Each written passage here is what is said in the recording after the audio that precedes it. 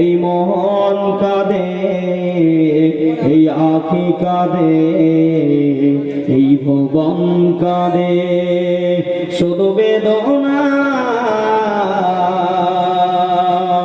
হৃদয়ের কোঠরে বাসা বাঁধে। ও রাসূল তোমার জন্যে এই মন কাঁদে, আখি কাঁদে, ভুবন কাঁদে।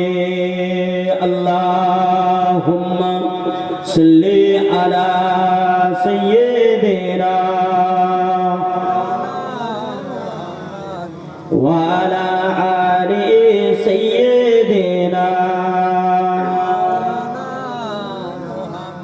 এই পৃথিবীর পাড়ায় পাড়ায়, দূর আকাশের তারায় তারায়, এই পৃথিবীর পাড়ায় পাড়ায়, দূর আকাশের তারায় তারায়, আঁখি দুটি মোর যায় হারিয়ে, হৃদয় ছড়ায় তার অনুভূতি।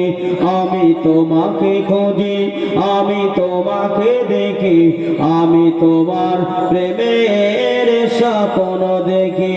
আমি তোমাকে দেখি, আমি তোমাকে খুঁজি, আমি তোমার নামের সন্ধানে গড়েছ তুমি এই বিশ্বজাহান।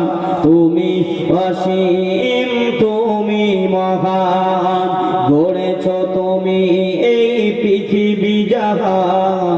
তুমি অসীম, তুমি মহান, তুমি পৃথিবীর পালনকারী, তুমি প্রভু অন্তর্যামী। আমি তোমাকে খুঁজি আর তোমাকে দেখি, আমি তোমার নামের কবিতা লিখি। আমি তোমাকে খুঁজি, আমি তোমাকে দেখি, আমি তোমার নামের সন্ধানে কালেমা লা ইলাহা ইল্লাল্লাহ, লা ইলাহা ইল্লাল্লাহ, লা ইলাহা ইল্লাল্লাহ সাল্লাল্লাহু। এই পৃথিবীর বিশালতা, ওই পাহাড়ের ঝরনা ধারা, এই পৃথিবীর বিশালতা, ওই পাহাড়ের ঝরনা ধারায়, আমি তোমার পরিচয় পেয়ে পেয়ে হৃদয়ে তোমার ছবি আঁকি। যেটা বললেন না, আর একটু জোরে হবে না? নারী থাকবে। এই পৃথিবীর বিশালতা, ওই পাহাড়ের ঝরনা ধারা, আমি তোমার পরিচয় পেয়ে পেয়ে হৃদয়ে তোমার ছবি আঁকি। আমি তোমাকে খুঁজি আর তোমাকে দেখি, আমি তোমার নামের জিকির করি। কালেমা লা ইলাহা ইল্লাল্লাহ, লা ইলাহা ইল্লাল্লাহ, লা ইলাহা ইল্লাল্লাহ মুহাম্মাদুর রাসূলুল্লাহ সাল্লাল্লাহু আলাইহি ওয়াসাল্লাম। قال الله تعالى أيضا في خطابه مخبرا وآمرا بسم الله الرحمن الرحيم يا أيها الذين آمنوا لا ترفعوا أصواتكم فوق صوت النبي قال رسول الله صلى الله عليه وسلم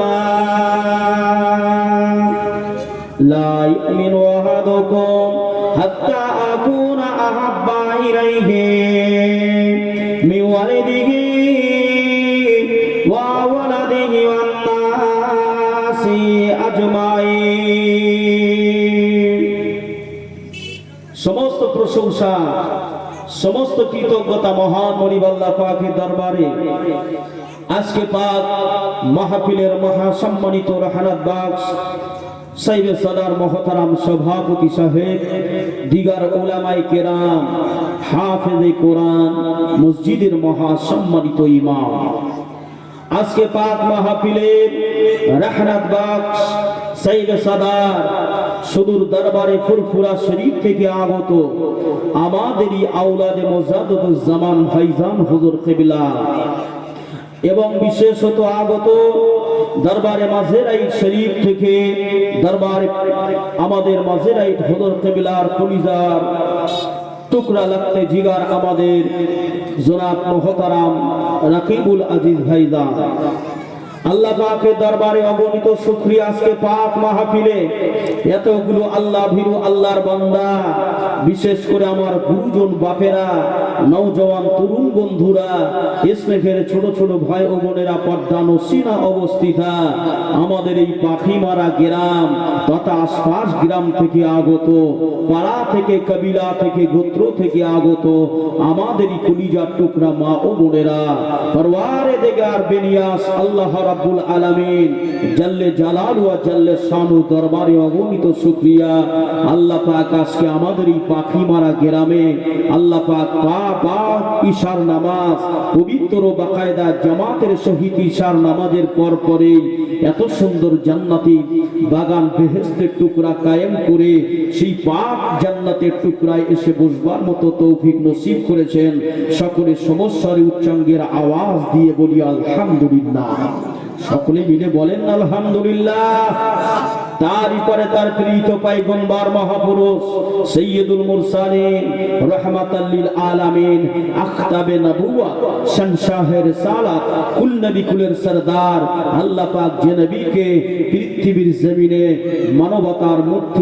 মানবতার মুক্তির একমাত্র প্রতীক হিসাবে দুনিয়াতে প্রেরণ করেছেন, সেই প্রফেট মুহাম্মদুর রাসূলুল্লাহ সাল্লাল্লাহু আলাইহি ওয়াসাল্লামের মাজারে মুকদ্দাস রওজায়ে আদহাকে জানাই লক্ষ কোটি দরুদ ও সালাম। সকলে প্রাণ উজাড় করে বলি সাল্লাল্লাহু আলাইহি ওয়াসাল্লাম। দেখেন, পৃথিবীতে নবী মহব্বত হাসিল করতে গেলে নবীকে ফলো করা লাগবে। কেমন? যেমন দুনিয়ার জমিনে আপনি নামাজ পড়বেন, আপনি রোজা রাখবেন, আপনি হজ করবেন, আপনি দুনিয়াতে যাকাত দেবেন, তার দেওয়ার জন্য আপনার উপযুক্ত ব্যক্তিত্বের অধিকারী হওয়ার প্রয়োজন আছে না নাই? যদি বেঈমান হয়ে থাকে, বেঈমানের জন্য কোনো নামাজ আছে? বেঈমানের কাফেরের জন্য কি কোনো রোজা আছে? বেঈমান কাফেরের জন্য হজ নাই, নামাজ নাই, রোজা নাই, যাকাত নাই, কিছু নাই, নবী নাই, রাসূল নাই, আল্লাহ রাব্বুল আলামিন বলে কিছুই নাই, তার জন্য হাদিসও নাই, কোরআনও নাই। তবে আপনি যদি ঈমানদার হয়ে যান, আপনার জন্য আল্লাহ রাব্বুল আলামিন যথেষ্ট। জোরে বলেন সুবহানাল্লাহ। আপনি যদি ঈমানদার হয়ে যান, আপনার জন্য মুহাম্মদুর রাসূলুল্লাহ যথেষ্ট। জোরে বলেন। আপনি যদি ঈমানদার হয়ে যান, আপনার জন্য হাদিস আর কোরআন, ইজমা, কিয়াস এটাই যথেষ্ট। জোরে বলেন সুবহানাল্লাহ। এখন আমি আপনি আমরা যারা এখানে এসেছি, বসেছি, যারা আওয়াজ পৌঁছাচ্ছে আমাদের কান, আমাদের কর্ণকুহর ভেদ করে যাদের আমাদের অন্তরে রেখাপাত করে চলেছে এই পাক মাহফিলের, আজকে যদি আমরা মুসলমান হই, তাহলে আমাদের জন্য এই জান্নাতের বাগিচাটা হচ্ছে কামিয়াবির একটা বাগিচা। জোরে বলেন। রাসূল পাক সাল্লাল্লাহু আলাইহি ওয়াসাল্লাম 1 তারিখে মদিনার নবাবী শরীফে বসা সিদ্দিক আকবর আসছেন, ওমর ইবনে খাত্তাব আসছেন, উসমান গনি জুন্নুরাইন আসছেন, হযরতে আলীউল মুরতজা আসছেন। রাসূলুল্লাহ বললেন, হে সাহাবায়ে কেরাম, আমি রাসূলুল্লাহ আপনাদেরকে জানিয়ে দিচ্ছি, শুনেন, লা ইউমিনু আহাদুকুম হাত্তা আকুনা আহাব্বা ইলাইহি মিন ওয়ালিদিহি ওয়া ওয়ালাদিহি ওয়ান নাসি আজমাইন। পৃথিবীর জমিনে ওই ব্যক্তিটা ততক্ষণ পর্যন্ত পূর্ণাঙ্গ মুমিন মুসলমান হতে পারল না, যতক্ষণ না পর্যন্ত দুনিয়ার দুনিয়ার সমস্ত কিছুর চেয়ে আমি মোহাম্মদ রসুল আল আরাবিকে বেশি অন্তরে জায়গা দিতে পারলো। জোরে বলেন। তাহলে নবীকে আমরা পৃথিবীর সমস্ত কিছুর চেয়ে বেশি প্রাধান্য দেই তো নাকি গো? হ্যাঁ, আজকে দেখেন বিশ্ব নবী হাবিবুল্লাহ জনাবে নাম মুহাম্মদুর রাসূলুল্লাহ সাল্লাল্লাহু আলাইহি ওয়াসাল্লামের এমন করে এই কথা যখন রাসূলুল্লাহ মদিনার নবাবিতে বললেন, হযরত ওমর ইবনে খাত্তাব রাদিয়াল্লাহু তাআলা আনহু উঠে দাঁড়িয়ে বললেন, ইয়া রাসূলুল্লাহ, আমি সাক্ষ্য দিচ্ছি, আল্লাহকে সাক্ষ্য রেখে বলছি, পৃথিবীর সমস্ত কিছুর চেয়ে আমার জাহান অপেক্ষা আমি মোহাম্মদ রসুলকে বেশি ভালোবাসি। জোরে বলেন, জোরে বললেন না? মুসলমান ঘরের ছেলেমেয়েরা, বাড়া তরুণেরা, আল্লাহ নবী দিন দুনিয়ার বাদশাহ হাবিবুল্লাহ জনাবে নাম মুহাম্মদুর রাসূলুল্লাহ সাল্লাল্লাহু আলাইহি ওয়াসাল্লামকে কাফের দলেরা যেমন অত্যাচার করেছে, অনাচার বিচার করেছে, তদ্রূপ আল্লাহর নবী সাহাবায়ে কেরামেরা আমার নবীকে তেমন মানার মতো মেনেছে, নবীকে নবী বলে তেমনই মেনেছে। যেমন ভাবে নবীকে মানার প্রয়োজন ছিল, সাহাবায়ে কেরামেরা আল্লাহ নবীকে এত ভালোবেসেছেন, আল্লাহর হাবিবকে এত ভালোবেসেছেন। আল্লাহ নবী বলতেন, ও বাবা সাহাবায়ে কেরামেরা, আমি রাসূলুল্লাহ লক্ষ্য করি আপনারা বাড়িতে যান না, আপনারা মদিনার নবাবিতে থেকে যান, যান যান বাড়িতে চলে যান। বাড়িতে গিয়ে বিবি বাচ্চা রয়েছে, পরিবার টুকরা মা বাপ রয়েছে, তাদেরকে কাটাকাটি করেন, তাদের রুজি রুটির ব্যবস্থা করেন, তাদেরকে দেখভাল করেন। সাহাবায়ে কেরামেরা বললেন, ইয়া রাসূলুল্লাহ, ইয়া হাবিবাল্লাহ, ও আল্লাহ পাকের নবী, ও আল্লাহ পাকের রাসূল গো, দুনিয়া জমিনেতে ঘর বাড়ি ভালো লাগে না, টাকা পয়সা ভালো লাগে না, বিবি বাচ্চা ভালো লাগে না, এতটুকুই মনে প্রাণে অন্তরের মধ্যে গেঁথে রয়েছে, নবী নবী নবী নবী নবী ছাড়া কিছু ভালো লাগে না। সাহাবা হুজুররা বলছেন, ইয়া রাসূলুল্লাহ, পৃথিবীতে আমাদের কিছু ভালো লাগে না, আমাদের এতটুকুই ভালো লাগে মুহাম্মদ রাসূল আল আরাবির পূর্ণিমার চাঁদের মুখের দিকে তাকিয়ে থাকতে। জোরে বলেন, কার মুখের দিকে? হযরতে রাসূল পাক সাল্লাল্লাহু আলাইহি ওয়াসাল্লামের আমার হুজুরের পূর্ণিমার চাঁদের মুখটা দেখতেই তাদের সবচেয়ে প্রিয়। তাই সাহাবায়ে কেরাম বলছেন, ইয়া রাসূলুল্লাহ, আপনি আমাদেরকে সরিয়ে দেবেন না, হুজুর আমাদেরকে আপনার দরবারে আপনি থাকার জন্য অনুমতি দেন। চলে বলেন। মুসলমান ঘরে ছেলেমেয়েরা, বাড়া তরুণেরা, এ পাকিমারা গ্রামে নওজোয়ানেরা, তরুণেরা, আল্লাহ নবী সাহাবা, আল্লাহ পাকের কলিজা ছাড়া সাহাবা, নবী সাহাবা বেলালে হাবশী আল্লাহ নবী কত ভালোবেসেছিলেন, আর বেলালে হাবশী আমার নবীকে কত প্রেম করেছিলেন। হযরতে আপনার ইকরামা রাদিয়াল্লাহু তাআলা আনহু আমার নবীকে কতটা ভালোবেসেছিলেন, আর আমার নবী ইকরামাকে কতটা প্রেম করেছিলেন। কিতাবের মধ্যে পাওয়া যায়, হযরতে রাসূলুল্লাহ সাহাবা নাম তার আবু হুরায়রা, নাম শুনেছেন? আবু হুরায়রা কিতাবের মধ্যে পাওয়া যায়, হাদিসে মুবারাকার ভিতরে যতগুলো হাদিস রয়েছে, এই সর্বাধিক হাদিস যিনি বর্ণনা করেছেন 5374টি হাদিস তিনি বর্ণনা করেছেন। তিনি আর অন্য কেউ নন, তিনি হলেন হযরতে আবু হুরায়রা রাদিয়াল্লাহু তাআলা আনহু। আবু হুরায়রা আল্লাহর নবীকে প্রেম করে ফেলেছেন। কাকে প্রেম করেছে? আমরা কি করি? আমাদের ঘরের জওয়ান যুবক ছেলে মেয়েগুলো, ছেলেটা মেয়ের সঙ্গে প্রেম করে, মেয়েটা ছেলের সঙ্গে প্রেম করে। এ ওকে না দেখলে থাকতে পারে না, ও একে না দেখলে থাকতে পারে না। ঠিক বলছি না ভুল বলছি? আর হযরতে আবু হুরায়রা রাদিয়াল্লাহু তাআলা আনহু তিনি রাসূলের সঙ্গে প্রেম করে ফেলেছেন। জোরে বলেন। আল্লাহর নবী, যার নবী নূর নবী, আবু হুরায়রাকে একদিন না দেখলে থাকতে পারেন না, আর আবু হুরায়রা রাসূল আল আরাবিকে 1 ঘন্টা না দেখলে থাকতে পারেন না। জোরে বলেন। অথচ এই আবু হুরায়রার যত আপনার কিনা তারার যত আপনার বংশের মানুষ তারা কিন্তু সব ইহুদি। কি তারা? ইহুদি জাতিতে তারা ইহুদি। আজকে প্যালেস্টাইনের জমিন, আজকে দেখছেন প্যালেস্টাইনের জমিনটাকে কারা শেষ করেছে? ইসরায়েল। এই ইসরায়েল হচ্ছে একটা উপজাতি, যাযাবর জাতি। তারা এই মুসলিম জাতিকে নিধন করার জন্য তারা উঠে পড়ে লেগেছে। আজকে কম বেশি 1 থেকে 1.5 বছর হতে চলেছে গোটা বিশ্বের মানচিত্র থেকে ফিলিস্তিন নামক দেশটাকে মুছে দেওয়ার জন্য। ঠিক বললাম না ভুল বললাম?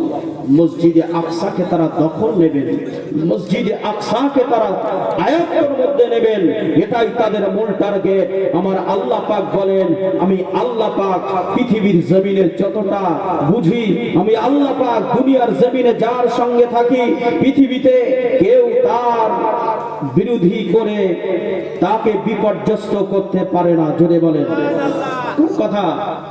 কার কথা এটা? আল্লাহর কথা। মুসলমান ঘরে ছেলেমেয়েরা, পাড়া তরুণেরা,